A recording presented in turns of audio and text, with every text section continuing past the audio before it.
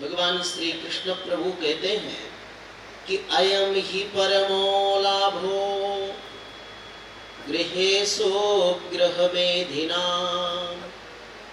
यन्नरमैरनीयते यामः प्रियया धीरुभामिनी। मानव जीवन का सबसे बड़ा लाभ है कि परिवार में, समाज में हंसी खुशी से रहते हुए एक दूसरे के सुख दुख में व्यक्ति सहयोग दे, एक दूसरे के संवेदनाओं को समझे, एक साथ बैठकर परिवार में भोजन करे। यही मानव जीवन का सर्वोत्तम सुख है, आनंद है।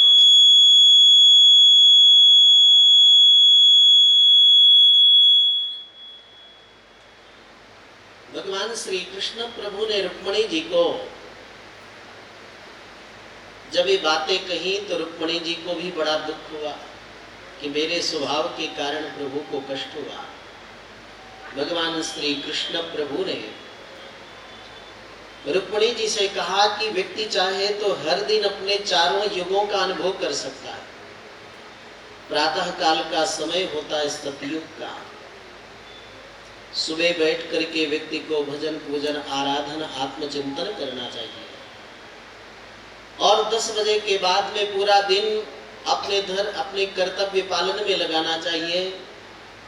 वो त्रेता और द्वापर का युग होता है और शाम होने के बाद में भगवान को स्मरण करते, भोजन करते, शयन करना चाहिए। ऐसे हर युग को जो अपना समय हर दिन समझ करके व्यतीत करता है, उस व्यक्ति का जीवन आनंदमय हो जाता है। भगवान श्री कृष्ण प्रभु के पुत्र पौत्रों का प्रेम उनके ननिहाल में मामा की बेटी से हुआ। देखो, उत्तर भारत में मामा की बुआ की बेटी को बहन मानते हैं, लेकिन दक्षिण भारत में आज भी मामा की बेटी के साथ में विवाह होता है और भगवान श्री कृष्ण ने स्वयं ऐसा किया, बुआ की बेटी से विवाह किया। और जब भगवान के पुत्र पौत्र गए, उषा आदि के प्रेम में अनिरुद्ध आदि का बंधन हुआ तो उनके विपक्ष में युद्ध करने के लिए देवता भी आए। सबको भगवान ने पराजित किया और अपने पुत्र पौत्रों की इच्छा को पूर्ण किया। एक दिन भगवान के पुत्र पौत्र दौड़ते आए और श्री कृष्ण प्रभु से बताया कि एक बहुत बड़ा गिरगिट पड़ा हुआ है कुआं में।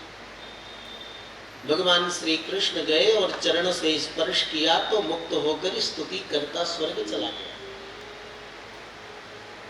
बालकों ने पूछा कि पूर्व जन्म में क्या था? भगवान कृष्ण ने बताया कि पूर्व जन्म में बहुत बड़ा दानी नृग था, राजा नृग।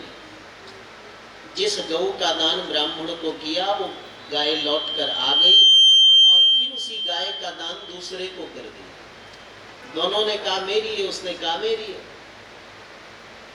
क्योंकि दान का स्वभाव है स्वत्व निवृत्ति पूर्वकम पर स्वत्व उत्पादकत्वम दानत्वम। जिस वस्तु का हम दान करें उस वस्तु में अपना ममत्व दूर हो और अगले व्यक्ति का स्वत्व स्थापित हो जाए तो दान का महत्व है। आप दान दे रहे हो, आपका अपनत्व बना रहे कि ये तो मेरे लायक है, मैं इसको व्यर्थ दे रहा हूं, और अगले व्यक्ति को दान दो, सोचे कि अरे इससे बड़े बड़े दानी हमारे पास है, फूल क्या है। ऐसा यदि भाव आवे तो दान का पूरा लाभ नहीं प्राप्त होता है। भगवान श्री कृष्ण प्रभु द्वारिका में सानंद विराजमान है। एक दिन पौंड्रक वासुदेव लोगों से पूछा कि कृष्ण को भगवान क्यों कहते हैं लोग? तो मंत्रियों ने कहा कभी कभी हाथ में चक्र ले लेता है और कभी कभी 4 हाथ हो जाते हैं, इसलिए कृष्ण को भगवान मानते हैं। पौंड्रक वासुदेव ने कहा ये काम तो मैं भी कर सकता हूं। उसने लकड़ी का चक्र बना लिया उंगली में और नचाता और लकड़ी के 2 और हाथ बनाकर बांध लिए। भगवान द्वारिकाधीश कृष्ण प्रभु के पास उसने पत्र लिखा कि मैं वास्तविक कृष्ण हूं, तुम नकली कृष्ण, मेरे को कुछ कर दिया करो, टैक्स दिया करो। भगवान श्री कृष्ण उसके पास गए और बोले, नकली रूप क्यों बनाए हो, क्यों भगवान बने हो? श्री कृष्ण को बंदी बनाने को कहने लगा। भगवान श्री कृष्ण ने अपना दिव्य तेज प्रकट किया, सारे सैनिक मूर्छित हो गए और अपने सुदर्शन चक्र के द्वारा भगवान कृष्ण ने पौंड्रक वासुदेव का सिर काट दिया। बोलिए द्वारिकाधीश भगवान की। और जितनी प्रजा थी सबको धर्म मार्ग पर लगाया। एक दिन नारद जी के मन में न जाने क्या आया। नारद जी ने सोचा, दुनिया में लोग एक विवाह करते हैं, संभालना कितना कठिन है। श्री कृष्ण 16,100 पत्नियों को कैसे संभालते हैं? साल में 365 दिन तो होते हैं। एक देवी के घर अगर एक दिन रहेंगे तो कई वर्षों बाद दूसरे देवियों का नंबर आएगा, बहुत दुखी होगी। और अगर नहीं भी दुखी होगी तो मैं थोड़ी सी आग लगा दूंगा कि रुक्मिणी महल में कृष्ण बैठे रहते हैं, आपके यहाँ आते ही नहीं। यदि आपके महल में नहीं रहना था तो विवाह क्यों किया? देवर्षि नारद भगवान की परीक्षा लेने के लिए द्वारिका में पहुंचे। रुक्मिणी कृष्ण प्रभु दोनों मिलकर के गौ का पूजन कर रहे थे। नारद जी को देखते ही भगवान कृष्ण ने कहा, पधारो पधारो देवर्षि।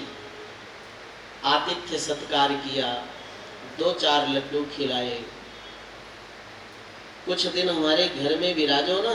नारद जी ने कहा, अभी जल्दी में हूं, फिर आऊंगा। और जब सत्यभामा के महल में नारद जी गए तो वहां भगवान श्री कृष्ण अपने बालकों को, बच्चों को बैठाकर सुंदर शिक्षण दे रहे थे। बड़ों के प्रति ऐसा मर्यादा रखना, छोटों को स्नेह देना, आदि आदि। भगवान ने कहा, आओ देवर्षि नारद कब पधारे? नारद जी को बड़ा आश्चर्य हुआ, अभी तो रुक्मिणी महल में थे, यहां कैसे आ गए? दूसरा आश्चर्य हुआ कि भगवान पूछते हैं, कब पधारे आप द्वारिका में? अभी तो मिला था, अभी प्रभु से मिलकर आया और ये पूछ रहे हैं कि कब आए द्वारिका। नारद जी के आश्चर्य का ठिकाना नहीं।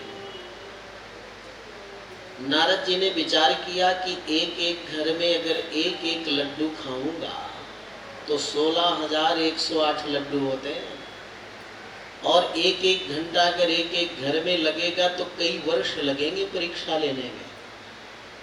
तो नारद जी दरवाजे के पास खड़े होकर झांकते खिड़की से। ठीक ठाक रहता तो नारद जी आगे बढ़ जाते, बढ़िया वहां सब चल रहा है, वातावरण बढ़िया है।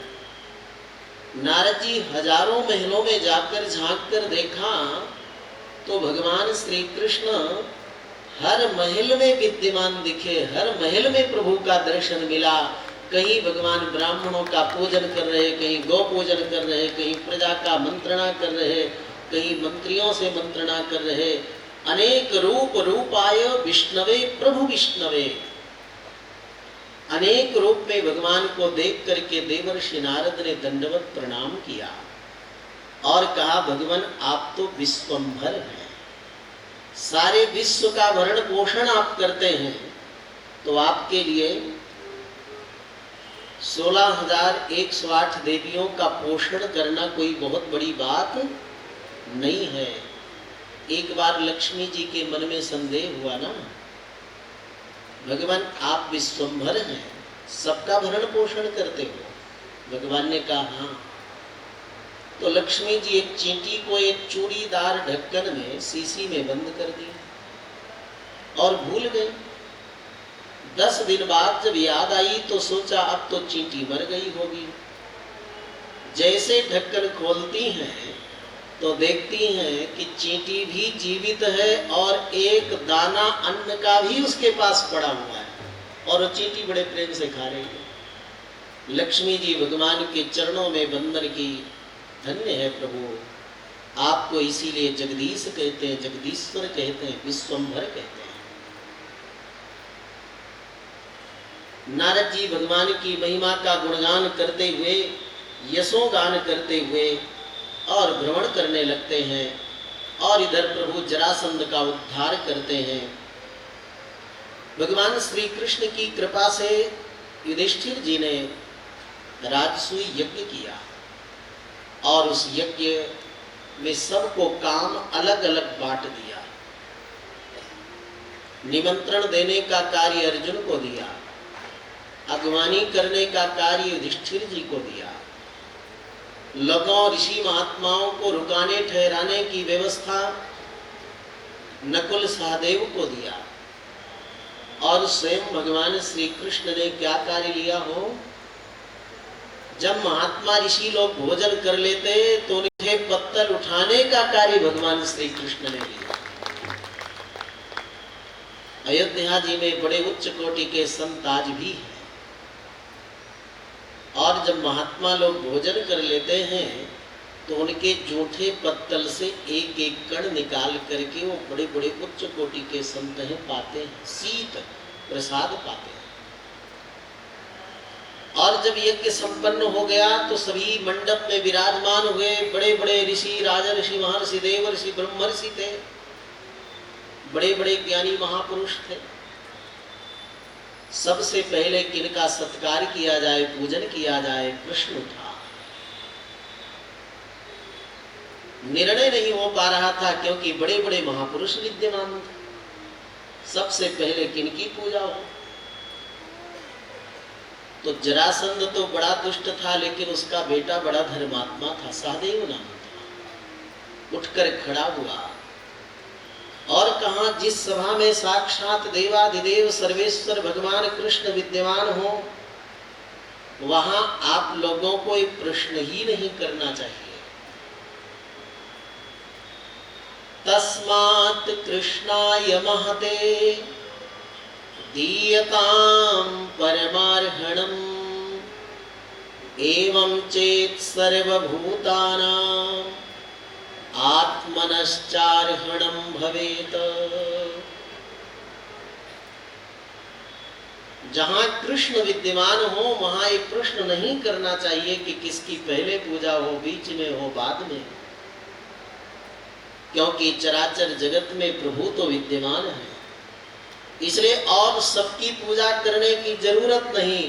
भगवान श्री कृष्ण की पूजा कर लो, यहाँ विद्यमान सभी प्राणियों की पूजा हो जाएगी, चराचर जगत की पूजा हो जाएगी। सारे ब्रह्मांड के चराचर स्थावर जंगम सभी प्राणियों की पूजा हो जाएगी। ऐसा सहदेव ने जब कहा सबने समर्थन किया, लेकिन उस सभा में बैठा एक शिशुपाल था। देखो, भगवान कृष्ण के समक्ष भी रहने वाले पापी जन भगवान से विरोध कर रहे हैं, तो बाद की बात क्या कहा जाए। भरी सभा में उठकर खड़ा हुआ और भगवान श्री कृष्ण को गालियां देने लगा। भगवान कृष्ण एक गाली सुनकर मुस्कुरा रहे हैं। भीम आगे बढ़े मारने के लिए कि घूसा मार दे तो जमीन में चला जाए। अर्जुन बढ़े मारने के लिए। बलराम जी ने हल से खींचकर बोला भी मुसल से कुचल देता। भगवान कृष्ण ने कहा, मेरी सौगंध है कोई इसको स्पर्श नहीं करे। आज जोश में आकर, आवेश में आकर के होश खो दिया। हर दिन तो 99 मनिया की माला रखता था, सावधान रहता था।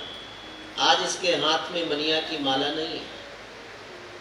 भगवान कृष्ण ने उस दुरात्मा शिशुपाल को सावधान भी करते हैं कि देख, तेरे 50 गालियां पूरी हो गई, 70 अपराध पूरे हो गए,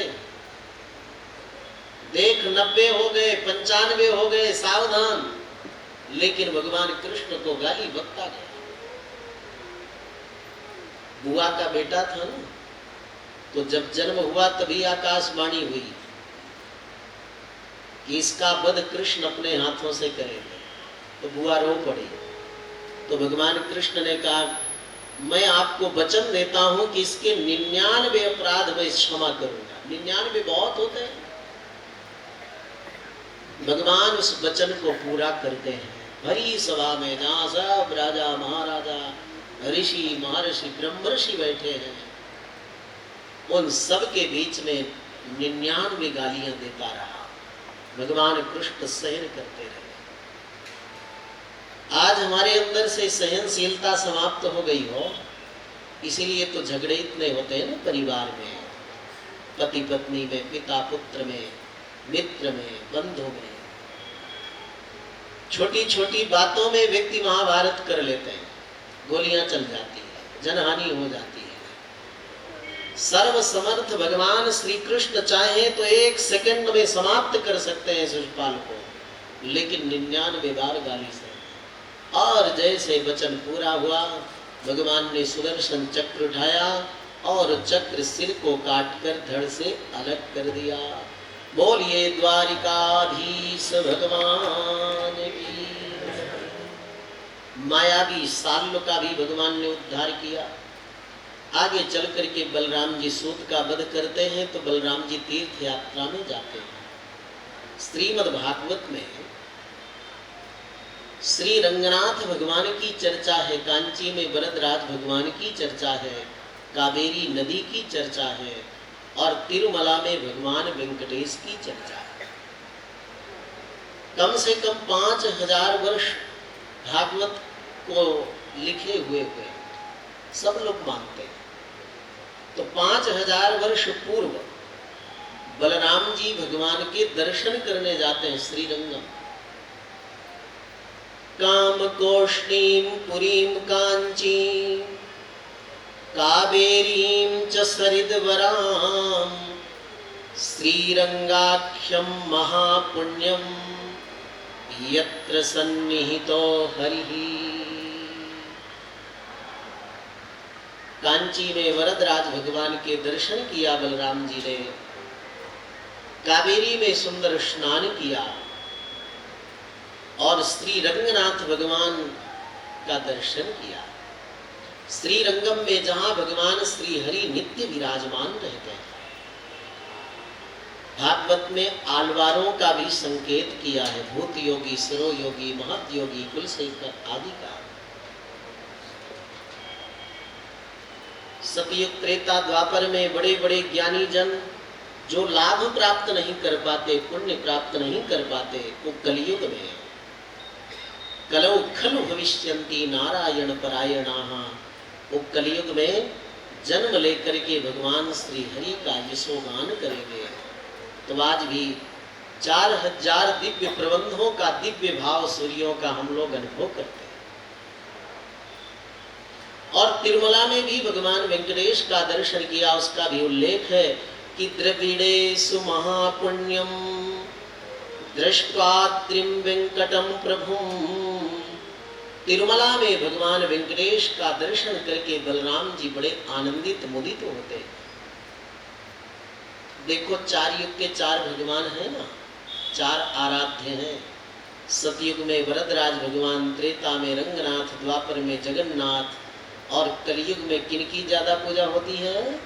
भगवान वेंकटेश की होती है। भगवान वेंकटेश के दर्शन बलराम जी करके बड़े आनंदित होते हैं। आज भी भगवान वेंकटेश प्रभु का सुप्रभातम दर्शन जो लोग करते हैं, ऐसा लगता है कि साक्षात वैकुंठ में आ गए।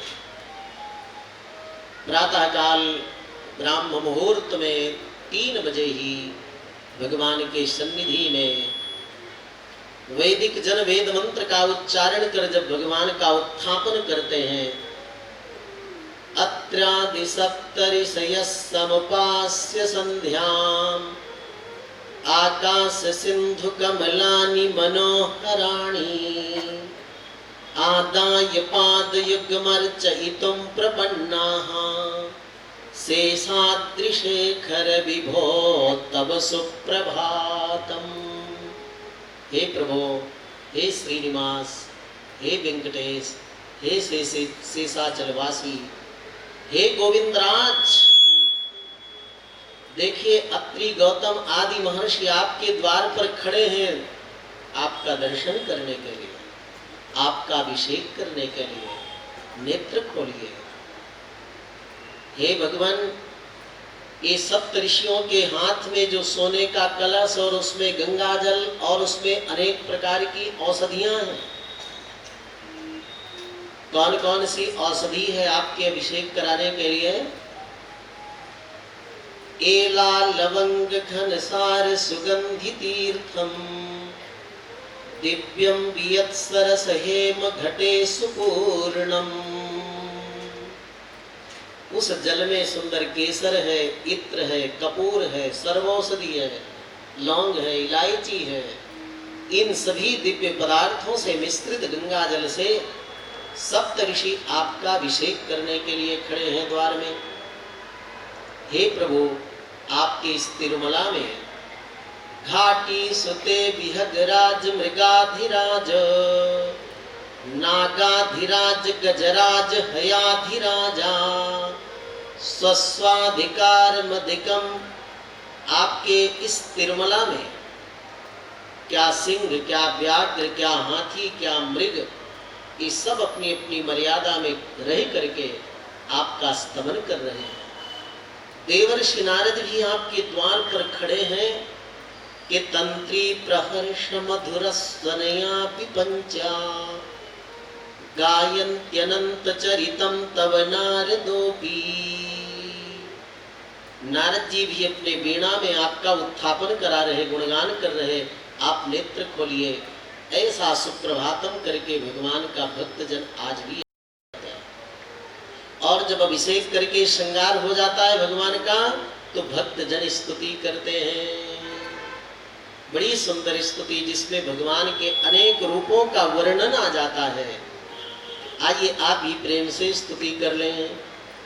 कमला कुच चोचुक कुंकुम तो नियतारुणिता तुल नील तनो गायक लोचन लोकपति विजयी भव वेंकट शैलपति सचतुर मुख सण मुख पंच मुख प्रमुखाखिल दैवत मौलिमणे शरणागत वत्सल सारनिधि कंकालय कापिश शैलपति अति बेल तया तव दुर्विषयैरनुपेल कृतैरपराध सतै।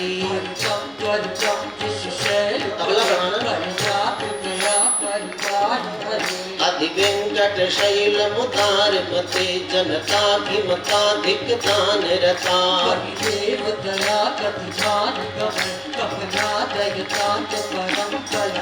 अभिराम गुणाकर दास रथे जगदेक धनुर्धर धीर मते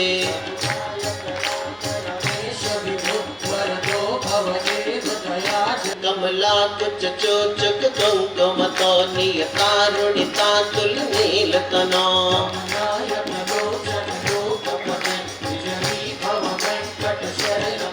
सचतुर मुख सण मुख पंच मुख प्रमुखाखिल दैवत मौलिमणे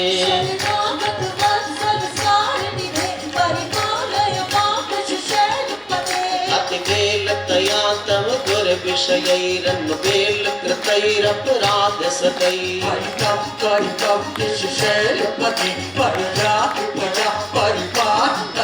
अति वेंकट शैल मुदार मते जनताभिमताधिक दान रता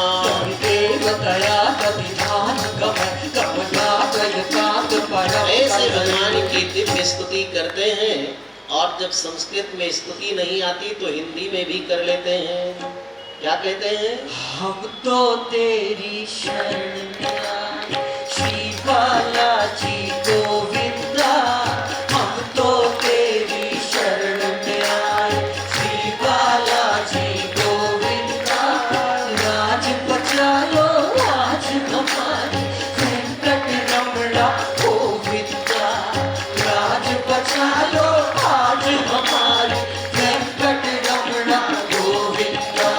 गोविंदा रे गोविंदा रे गोविंदा, गोविंदा रे गोविंदा रे गोविंदा, गोविंदा रे गोविंदा रे गोविंदा, गोविंदा रे गोविंदा रे गोविंदा। दूर देश से चलकर तिरुपति हम आए। कौन लोग कौन कौन भक्त जब तिरुमला में भगवान के दर्शन किए जरा हाथ उठाओ। वहाँ दर्शन करते हो तो ऐसे ही गाते हो क्या, ऐसे बैठे हुए कैसे गाते हो, जरा हाथ ऊपर उठा लो प्रेम से। दूर देश से चलकर भगवान तिरुपति हम आए हैं, दूर देश से चलकर भगवान तिरुपति हम आए हैं, तेरे चरणों में अर्पण करने प्रेम भेंट हम लाए हैं, तेरे चरणों में अर्पण करने प्रेम भेंट हम लाए हैं। हमको अपनी शरण दे लो, हमको अपनी शरण दे लो। श्री बालाजी गोविंदा, लाज बचा लो आज हमारी, वेंकट रमणा गोविंदा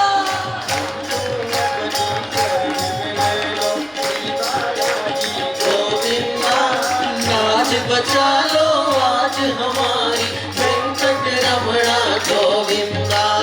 गोविंदा रे गोविंदा रे गोविंदा, गोविंदा रे गोविंदा रे गोविंदा। गोविंदराज दर्शन करके तिरुमल हम आए हैं, गोविंदराज के दर्शन करके तिरुमल हम आए हैं।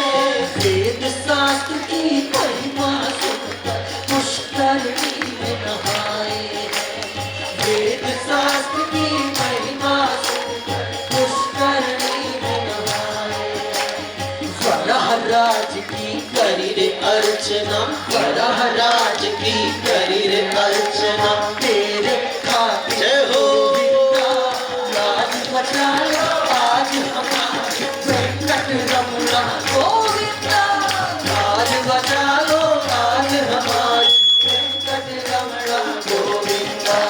गोविंदा रे गोविंदा रे गोविंदा, गोविंदा रे गोविंदा रे गोविंदा। जब आपकी नगरी में हम गोपुर दर्शन पाए हैं, प्रथम आपकी नगरी में हम गोपुर दर्शन पाए हैं, तेरे दर्शन करने को हम धर्म की बारी लगाए हैं, तेरे दर्शन करने को हम धर्म की बारी लगाए हैं। इस बारी के पिछले में हम, इस बारी के पिंजड़े में हम नाम रखेंगे गोविंदा, लाज बचा लो आज हमारी, वेंकट रमणा गोविंदा, लाज हमारो आज हमारी, वेंकट रमणा गोविंदा। गोविंदा रे गोविंदा रे गोविंदा, गोविंदा रे गोविंदा रे गोविंदा, गोविंदा रे गोविंदा रे गोविंदा, गोविंदा रे गोविंदा रे गोविंदा। प्रथम आपकी नगरी में हम गोपुर दर्शन पाए हैं, प्रथम आपकी नगरी में हम गोपुर दर्शन पाए हैं। जलकुंडी कहकर हमको दूर भगाए हैं, जलकुंडी कहकर हमको दूर भगाए हैं। मन की आस अधूरी रह गई, मन की आस अधूरी रह गई, तेरे खातिर गोविंदा, लाज बचा लो आज हमारी, वेंकट रमणा गोविंदा। जय हो। लाज बचा लो देखो तिरुमला में हाथ ऊपर उठाकर प्रेम से जय हो। वेंकट रमणा गोविंदा, गाइए, बोलिए। श्रीनिवासा गोविंदा, वेंकट रमणा गोविंदा, श्रीनिवासा गोविंदा, वेंकट रमणा गोविंदा, श्रीनिवासा गोविंदा, वेंकट रमणा गोविंदा, श्रीनिवासा गोविंदा। गोकुल नंदन गोविंदा, भक्त वत्सला गोविंदा, गोकुल नंदन गोविंदा, भक्त वत्सला गोविंदा, वेंकट रमणा गोविंदा, श्रीनिवासा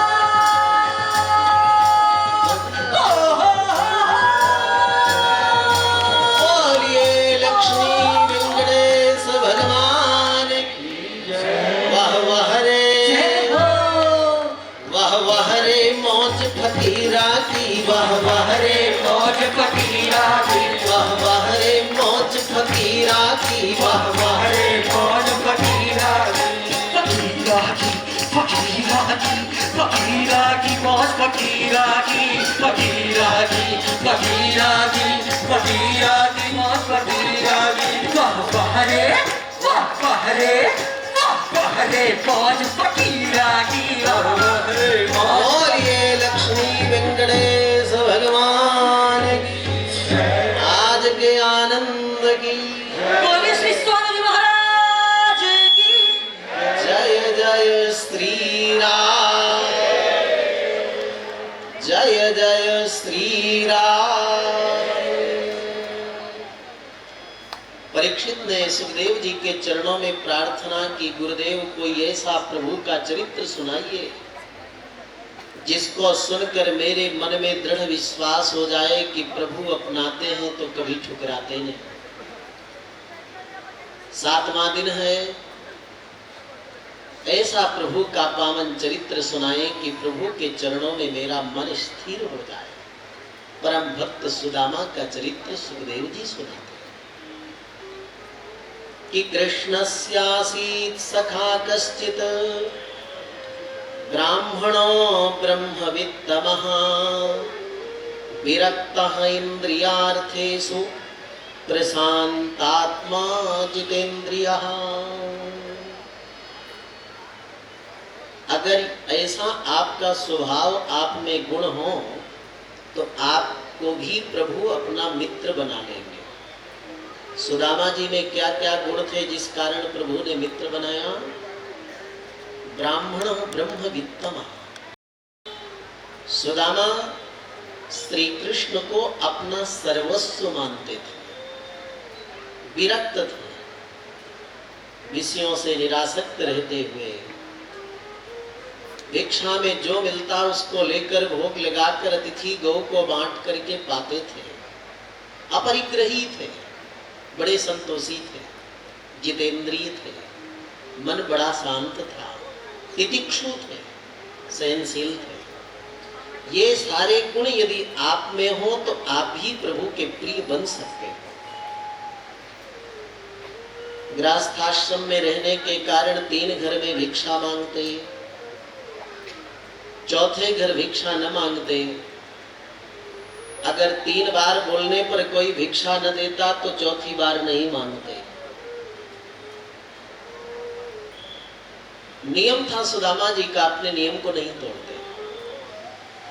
सन्यासी को या भिक्षा लेने वाले को ऐसा ही होना चाहिए कि अगले व्यक्ति को थोड़ा सा घुमाना तो, क्योंकि भाई लोगों की ओर देखते हैं तो ये चिल्लाने लगता है, इधर देख ही नहीं पा रहे और ये लोग सोचेंगे कि क्या बात है महाराज जी हमसे नाराज है क्या, हमारी ओर नहीं देख रहे। थोड़ा सा बस, तो ऐसे देखते हैं तो ये सीटी मारने लगता है, तो हम सामने इसलिए चुपचाप ऐसे करके जैसे घोड़ा होता है कि किसी तरह से कथा कर रहे, जब जब इधर घुमाते हैं सीटी मारते। तो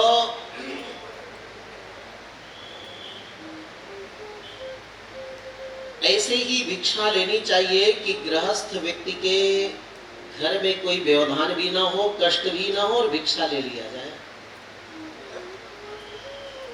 सुदामा जी को कई बार 3 घर में भिक्षा न मिलती तो चौथे घर न जाते, 3 बार बोलने पर न मिलती तो चौथी बार न बोलते, फिर तो जल का भोग लगा करके जल को ही पीकर भगवान को स्मरण करते सो जाते थे। कौन होगा ऐसा त्यागी हो? बहुत मुश्किल है।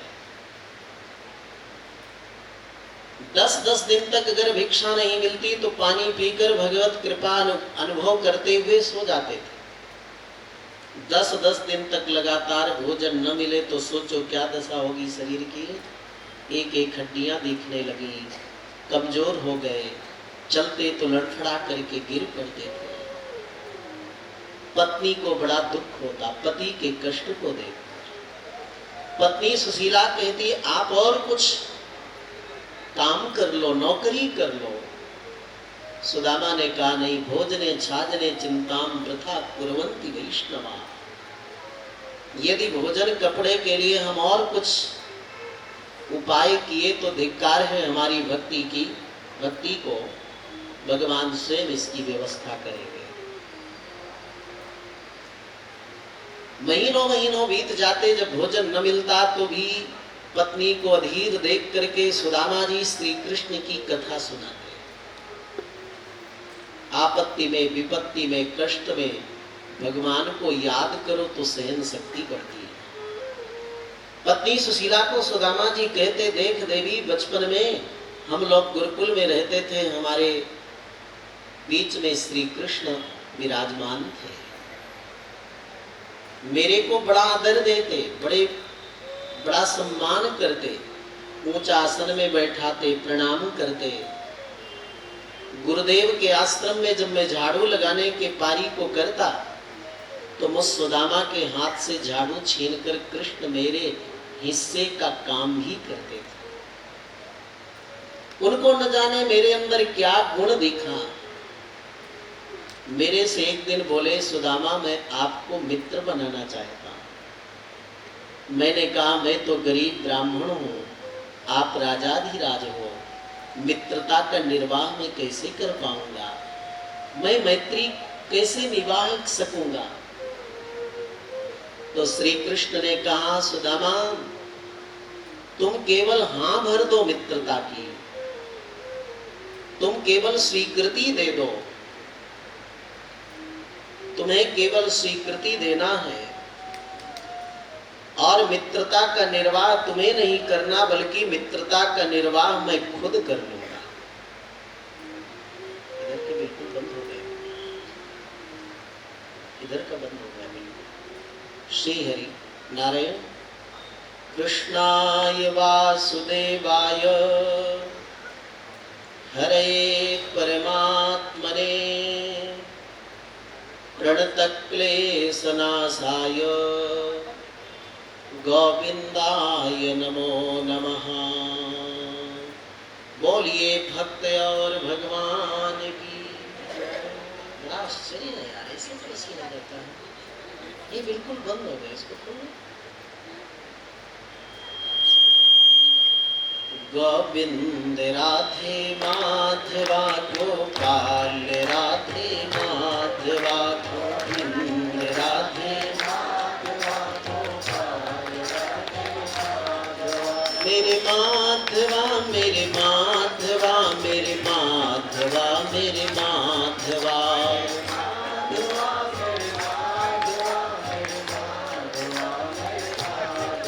मेरे राघवा मेरे राघवा मेरे राघवा मेरे राघवा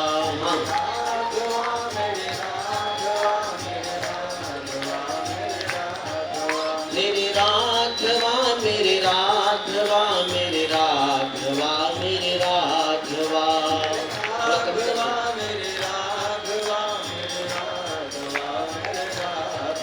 मेरे माधवा मेरे माधवा मेरे माधवा मेरे माधवा। बस करे महात्मा।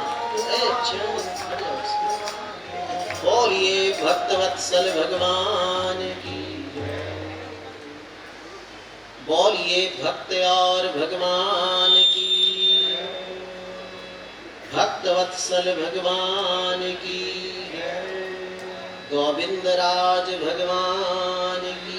नहीं आ रहा, चलो कोई बात ठीक है, लोग तो समझ। बोलिए आनंद कंद भगवान की। जय जय श्री राधे। तो मैत्री का निर्वाह श्री कृष्ण प्रभु ने कहा मैं खुद कर लूंगा। सुदामा जी ने कहा जब आप खुद कर लेंगे तो मैं स्वीकृति देता हूं। सुदामा जी अपनी पत्नी सुशीला से कहते कृष्ण ने मुझे अपना मित्र बना लिया। आजकल मेरे मित्र कृष्ण की जो द्वारिकापुरी है सोने की है। पत्नी साक्षात लक्ष्मी रुक्मिणी है।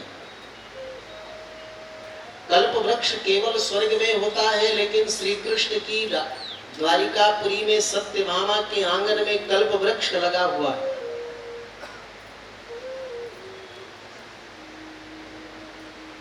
देवराज इंद्र भी कृष्ण के सभा में आकर परामर्श लेते हैं, निर्णय करते हैं, न्याय प्राप्त करते हैं। मेरे मित्र कृष्ण मुझे बहुत मानते थे, लक्ष्मीपति हैं और उनका स्वभाव भी बड़ा उदार है। मेरे मित्र कृष्ण का स्वभाव इतना उदार है कि स्मरतः पाद कमलम आत्मानम अपि यच्छति। सच्चे मन से यदि कोई उनको याद करता है, मानता है, चाहता है तो सब कुछ देते हैं। देते देते जब मन नहीं भरता तो स्वयं को भी दान में दे देते, इतने उदार हैं। पत्नी ने तीनों बात पकड़ ली। पतिदेव, आपके मित्र कृष्ण द्वारिकाधीश में तीनों गुण हैं, समर्थ भी हैं, उदार भी हैं, आपको मानते भी बहुत हैं। और ये तीन गुण जिनमें होते हैं वो जरूर सहयोग सेवा करेगा ही। अगर सेवा सहयोग नहीं करता तो इसका मतलब है तीन में से कोई गुण की कमी है। बहुत कोई समर्थ हो, मन से उदार ना हो तो भी सेवा नहीं करेगा। मन से बहुत उदार है कोई, घर में कुछ है नहीं तो क्या वो सेवा करेगा। बहुत समर्थ है, बहुत उदार है, लेकिन आपसे प्रेम नहीं, लगाव नहीं, तो भी आपका सहयोग नहीं करेगा, सेवा नहीं करेगा। पत्नी ने कहा, पतिदेव, श्री कृष्ण में तो तीनों गुण हैं। आप कह रहे हो सोने की द्वारिका है, लक्ष्मीपति है, समर्थ है कृष्ण। दूसरी बात आपने कहा उदार है, स्मरतः पाद कमलम आत्मानम अपि यच्छति। स्वयं को भी दान में दे देते हैं, इतने उदार हैं। और तीसरा आपने कहा आपको बहुत मानते, बहुत चाहते हैं। गुरुकुल में रहते हुए आपको प्रणाम करते थे द्वारिकाधीश कृष्ण। तो एक बार जाइए ना, तीनों गुण विद्यमान हैं कृष्ण में, तो आपको बहुत सहयोग देंगे। दास्यति द्रविणं भूरि सीदते ते कुटुंबिने तमुपैहि महाभाग साधूनां परायणम। सज्जनों के परम आश्रय हैं, उदार हैं। ऐसे समर्थ कृष्ण के पास, सखा के पास एक बार आप जाइए, आपको इतना धन देंगे, इतनी संपत्ति देंगे कि आपकी जन्म जन्मांतरों की दीनता, दरिद्रता हमेशा के लिए समाप्त हो जाएगी। सुदामा के आंखों में आंसू आ गए। मैंने कृष्ण को अपना मित्र इसलिए नहीं बनाया कि जब खाने को अन्न ना हो तो अन्न लेने जाऊं, वस्त्र लेने जाऊं। मैंने तो द्वारिकाधीश कृष्ण को निष्काम भाव से, निर्मम निर्लोभ भाव से मैंने मित्र बनाया है। मेरे मैत्री में कलंक लग जाएगा, मेरी निष्काम भक्ति प्रीति मैत्री में कलंक ना लगे, इसके लिए मैं कभी द्वारिकाधीश के पास धन की याचना करने नहीं जाऊंगा। सुदामा जी ने पत्नी को डांट दिया। पत्नी बहुत चतुर, 1 महीने के बाद फिर बोली, आपको आपके मित्र कृष्ण के मिलने की, दर्शन करने की इच्छा नहीं होती? सुदामा जी ने कहा, मानव जीवन का सबसे बड़ा लाभ है, मानव जीवन की सबसे बड़ी कमाई है कि जन्म लाभः परः पुंसाम्। मानव जीवन का सबसे बड़ा लाभ ये है, यदुत्तम श्लोक दर्शनम अयम तु परमो लाभो, उत्तम श्लोक दर्शनम। मानव जीवन का सबसे बड़ा लाभ है कि उत्तम श्लोक, भगवान का दर्शन प्राप्त हो जाए। मैं जाऊंगा द्वारिका दर्शन करने, कुछ उपहार दे दो। पड़ोस में मांगने गई, उधार तो कोई दिया नहीं। तेरे पास क्या है जो 2 मुट्ठी चावल लौटाएगी? उदार मना लोगों के घर जाकर एक एक मुट्ठी 5 मुट्ठी चावल इकट्ठा की, पूरे चावल को मिला दिया और एक एक बीते के कई कपड़ों को सिलकर एक हाथ का कपड़ा बनाया और मिले हुए, कोई मोटे, कोई पतले, कोई टूटे, कोई साबुत चावल थे, सबको मिलाकर पोटली में बना दिया। भावना है पत्नी सुशीला की। ये तो अपना दुख बताएंगे नहीं और बिना बताए कृष्ण को पता न चलेगा तो इनको सहयोग क्या करेंगे? ये पत्नी की भावना है। लेकिन जब टूटे फूटे कई प्रकार के चावल 4 मुट्ठी देखेंगे, ये पोटली देखेंगे कृष्ण की, एक एक बीता के कई कपड़े के टुकड़े सिले हुए, एक हाथ का कपड़ा भी इसके पास नहीं है, एक जैसे 4 मुट्ठी चावल भी नहीं। कितनी गरीबी है मेरे मित्र सुदामा के जीवन में। तो बिना बताए भी कृष्ण समझ लेंगे, जरूर सहयोग करेंगे। ये पत्नी की भावना है। सुदामा जी की भावना है कि प्रभु से कुछ छिपा नहीं है, वो पल पल हर क्षण हमारी हर बात को जानते हैं। क्या कहना उनसे? खैर बार बार कहने पर, बार बार जब कही ब्राह्मणी हुए सुदामा तैयार, चावल की पोटली ले पहुँचे हैं मोहन के द्वार। चावल की पोटली ले पहुँचे हैं मोहन के द्वार। बार बार जब कही ब्राह्मणी हुए सुदामा तैयार, चावल की पोटली ले पहुँचे हैं मोहन के द्वार। सुदामा जी जब सुदामापुरी से द्वारिका की ओर जाते हैं तो मार्ग में बड़ा ऊहापोह है, संशय है। गुरुकुल में हम लोग रहते, एक साथ खाते पीते सोते थे। श्री कृष्ण मुझे बहुत मानते थे। दुनिया में हम देखते हैं कि निर्धन व्यक्ति बहुत धन पा जाए तो उसका व्यवहार, वाणी सब बदल जाता है, रहन सहन बिल्कुल अलग हो जाता है। कई बार तो ज्यादा धन संपदा, पद प्रतिष्ठा हो जाए तो माँ बाप को लोग नहीं पहचानते, अपने घनिष्ठ मित्र को भी नहीं पहचानते। मैं जाऊं द्वारिकाधीश लक्ष्मीपति कृष्ण कह दे कि कौन सुदामा, कहां से आया है, तो मेरे तो प्राण ही निकल जाएंगे। फिर मन में विचार आता नहीं। श्री कृष्ण प्रभु की भक्ति करने वाले जो भक्त होते हैं दुनिया में, वो निर्धनता, गरीबी के बाद धन, वैभव, पद प्रतिष्ठा पाते हैं। लेकिन भगवान की भक्ति का पुट उनके जीवन में रहता है तो उनका रहन सहन, बोल चाल, भाषा, व्यवहार उनका धरातल में रहता है। ऊंचाइयां आकाश को छूती हैं लेकिन उनका व्यवहार, उनके पैर जमीन में ही रहते हैं। जिन कृष्ण की कृपा से लोगों के अंदर इतनी शालीनता, वे कृष्ण प्रभु जरूर मुझे पहचानेंगे। ऐसा मन में चिंतन मनन करते हुए श्री सुदामा जी रास्ते में चल रहे। कृष्ण की याद में खोए सुदामा कई बार पैर कांटों में पड़ जाता, कांटे चुभ जाते पैर में, सामने गड्ढा रहता गिर जाते, पत्थर लग जाता पैर में। भूखे प्यासे चल रहे द्वारिका की ओर। द्वारिकाधीश को सुंदर पकवान बनाकर रुक्मिणी लाई। भगवान ने कहा कि मुझे भूख नहीं लगी, उठा ले जाओ। आपने कल भी भोजन नहीं किया।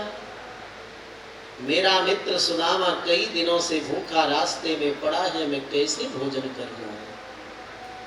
लक्ष्मी जी ने कहा, आप मुझे आज्ञा दो, मैं एक दृष्टि डाल दूंगी, सुदामा धनवान बन जाएगा।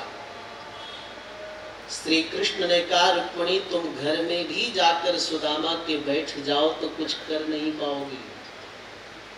मैं लक्ष्मी बोले, हाँ व्यक्ति के जीवन में इस शरीर में भोगने योग्य जो कई जन्मों के कर्म होते हैं, उन कर्मों से निकाल करके जो प्रारब्ध कर्म दिए जाते हैं, उस व्यक्ति को इस शरीर में भोगने ही पड़ते हैं।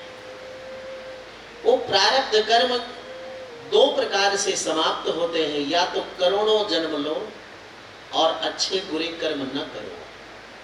जो कमाए हुए कई अरबों खरबों जन्मों के कर्म हैं, उनको भोगो, सुख दुख। संभव नहीं कि व्यक्ति जन्म ले और अच्छे बुरे कर्म न करे।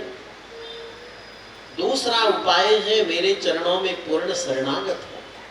परंतु जब मन में शरणागति का भाव आता है तो प्रारब्ध कर्म रोकते हैं। देखो ना, पत्नी बार बार कहती है लेकिन सुदामा के प्रारब्ध रोकते हैं। मेरे मित्र सुदामा ने अपने प्रारब्ध कर्म फल को दुख के रूप में भोग लिया, उसके कर्म क्षय हो चुके हैं।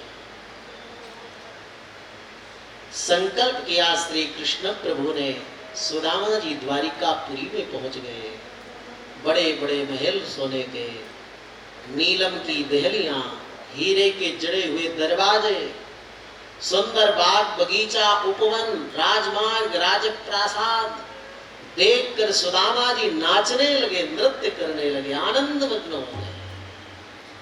मेरे मित्र कृष्ण का ये वैभव, दुनिया में ऐसे मित्र बहुत कम होंगे। सुदामा जैसा गरीब हो और अपने धनी कृष्ण जैसे मित्र के यहाँ जाए, पहले तो जाएगा नहीं और जाएगा तो ऐसा आनंद अनुभव नहीं होगा, बल्कि ईर्ष्या पैदा होगी। याद रखना, दुनिया में आपकी सुख समृद्धि उत्कर्ष को देखकर सुनकर जिस व्यक्ति को, बिरले व्यक्ति को प्रसन्नता हो, उसी व्यक्ति को अपने सुख और उन्नति को बताना। जिस व्यक्ति के मन में पश्चाताप, दाह हो जावे, ईर्ष्या हो जावे, वही तो आपके लिए कहते हो ना कि नजर लग गई महाराज, सब ठीक ठाक चल रहा था, नजर लग गई। वही साप लग जाता है, नजर लग जाती है। आज सुदामा जी नृत्य करने लगे, मेरे मित्र कृष्ण का ये अद्भुत वैभव। महल के द्वार में पहुंचकर सुदामा जी ने द्वारपालों से कहा, भैया द्वारिकाधीश को बहुत काम रहते हैं, राजाधिराज है, मैं उनका बचपन का मित्र हूं, सुदामा नाम है, एक बार निवेदन कर दो, जब भी वो मिलने का समय देंगे 5 दिन 10 दिन के बाद, ये 5-10 दिन तक मैं किसी बगीचे में समुद्र नदी के किनारे व्यतीत कर लूंगा, और जब भी ये समय देंगे 5-10 दिन बाद, उसी दिन आकर के मैं इनका दर्शन करूंगा। केवल दर्शन करना है, और इन द्वारिकाधीश से मुझे कुछ याचना, आकांक्षा, प्रतीक्षा नहीं है। द्वारपाल ने श्री कृष्ण से जाकर कहा, द्वारिकाधीश सिंहासन में रुक्मिणी पत्नी के साथ बैठे थे। नाम सुनते ही सुदा, मां तो सुनाई नहीं, उठकर खड़े हो गए। रुक्मिणी ने हाथ पकड़ा, इतने आतुर होकर आप कहां जल्दी जा रहे हैं? श्री कृष्ण ने कहा, जब तक मैं सुदामा की कथा इस रुक्मिणी को सुनाऊंगा,